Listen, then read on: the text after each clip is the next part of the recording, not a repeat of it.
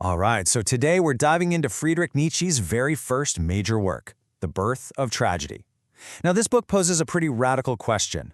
What if everything we thought we knew about the ancient Greeks, all that beauty, all that order, was just a beautiful lie? A lie they created to hide a terrifying truth. I mean, this is an idea that didn't just analyze art, it shook the very foundations of Western culture. You see, the whole book kicks off with this fascinating puzzle. We all have this image of the ancient Greeks, right? They're supposed to be these serene, logical people, total lovers of beauty and order. So here's the question. Why on earth would a culture like that invent tragedy? An art form that's all about suffering, chaos, and horror. It just doesn't add up. And this is the central mystery that Nietzsche is determined to solve. So where does Nietzsche even begin? Well, his answer starts by just completely throwing out that whole idea of Greek cheerfulness. He basically says, nope, not even close. He argues they weren't some happy-go-lucky optimists. In fact, he believed they were the exact opposite, profoundly pessimistic. They were acutely aware of the terror and, frankly, the absurdity of just existing. They knew life was packed with suffering, and they needed something, some kind of powerful artistic shield, just to get through it. And this is where the famous Olympian gods come into the picture. For Nietzsche, they were this absolutely brilliant coping mechanism. These beautiful, noble figures, they weren't just gods to be worshipped. No, they were a necessary illusion. Think of it like an artistic buffer zone, a kind of middle world the Greeks built to protect themselves from the raw, crushing, chaotic reality of the universe. And get this dream world wasn't some luxury. It was a desperate necessity just to make life livable. Okay, so to explain how this artistic shield actually works, Nietzsche introduces two, well, let's call them primordial forces, two competing artistic energies that he names after a couple of Greek gods you've probably heard of, Apollo and Dionysus. And he argues these two impulses, they're not just in art, they're at the very heart of all creation. So let's break this down. You've got this core conflict. On one side, you have Apollo. Think dream, order, form, the individual. And on the other side, you've got Dionysus. That's all about intoxication, chaos, ecstasy, and this total loss of self.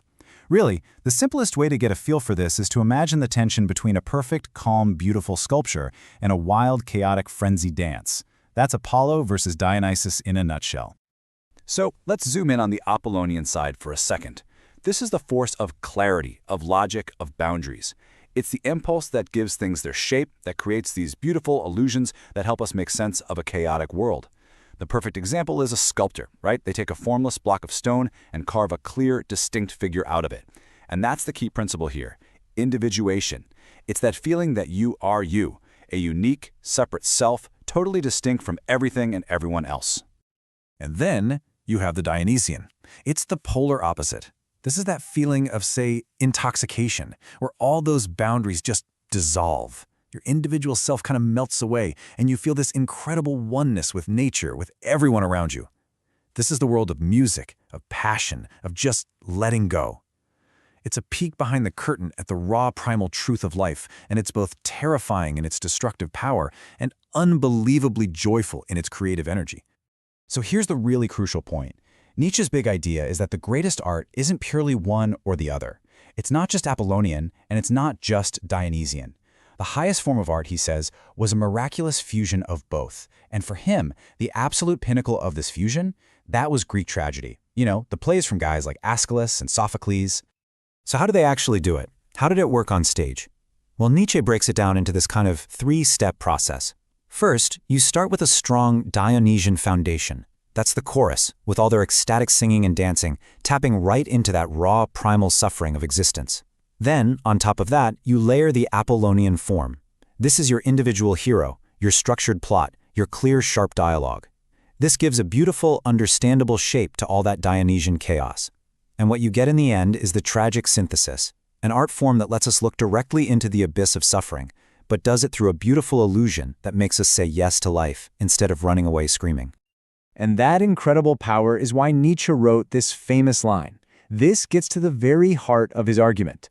For him, art, and tragedy in particular, wasn't just entertainment. Far from it. It was the highest possible task, the real metaphysical activity of life. It was the only way to honestly face all the suffering in the world and not be crushed by it. It was a way to find a reason to say yes to life, even with all its pain and horror. But here's the thing. This perfect art form, this perfect balance, it didn't last. And Nietzsche doesn't just describe its decline. He presents it like a dramatic crime scene, almost a cultural murder mystery, that left this gaping hole in the Western world. So the question becomes a real whodunit. I mean, if tragedy was this perfect, life-affirming art form, who killed it? What or who was powerful enough to destroy the greatest art form in history? Well, Nietzsche points his finger at two main culprits. The first suspect is the playwright Euripides. Nietzsche says Euripides started stripping tragedy of its mythic, Dionysian soul. He put everyday, realistic characters and overly logical plots on stage. But in Nietzsche's view, Euripides was just the symptom. The real source of the poison, the true demon in this story, was the philosopher Socrates. And what was the murder weapon that Socrates used? It was a brand new philosophical principle, a single, powerful idea. This quote really sums it up. To be beautiful, everything must be intelligible. That is the core of what Nietzsche calls Socratic optimism. It's this belief that knowledge is virtue, that reason can fix everything, and that anything you can't clearly explain or understand must be bad. And this demand for rational clarity, it is the absolute #1 enemy of the Dionysian, which is all about mystery, chaos, and truths that you feel but can't necessarily explain with logic. For Nietzsche, it's simple.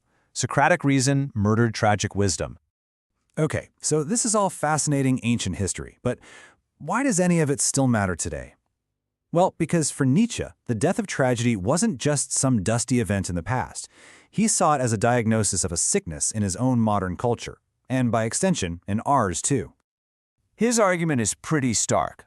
We are all the children of Socrates. We live in a Socratic culture, a world built on this fundamental belief that science, data, and rational thought can eventually solve every human problem. That if we just gather enough information, we can eliminate suffering.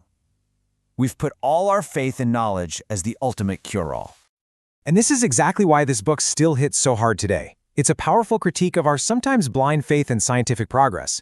It forces us to ask some really tough questions, like, what's the point of art in a world that's mostly stripped of myth? And, on a much more personal level, it challenges every one of us to find a better balance between our reason and our instincts. It asks the ultimate question: how can we say yes to life, knowing for a fact that it's going to be full of suffering that we can't reason our way out of?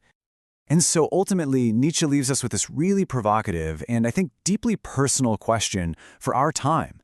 In our data-driven, hyper-rational world that prizes logic, efficiency, and things you can measure, have we forgotten how to be Dionysian? Have we lost touch with that essential, chaotic, joyful, and sometimes terrifying part of what it means to be human? It's a pretty powerful thought to leave you with. This is for entertainment and educational purposes only.